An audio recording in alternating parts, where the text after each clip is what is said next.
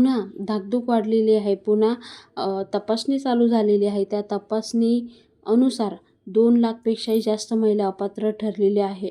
खूप मोठा आकडा समोर येणार आहे अपात्र महिलांचा. कारण आता सरकारने खूप सारे नियम नवीन लावलेले आहे.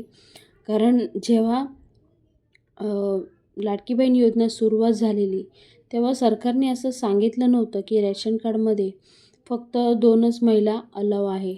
जेवढ्या लाडक्या बहिणी आहेत तेवढ्या सर्वांना लाभ मिळणार असं सांगितलं गेलं होतं. पण हे नवीन एक नियम आणून ठेवलेला आहे. म्हणून लाडक्या बहिणी खूप लटकणार आहे. तर बायोमेट्रिक पडताळणी होणार. तांत्रिक अडचणी टाळण्यासाठी व अपात्र निदान अचूक होण्यासाठी OTP व आधारित बायोमेट्रिक पडताळणी लागू करण्याचा विचार शासनाने सुरुवात केलेला आहे. यामुळे भविष्यातील फसवणूक रोखता येईल.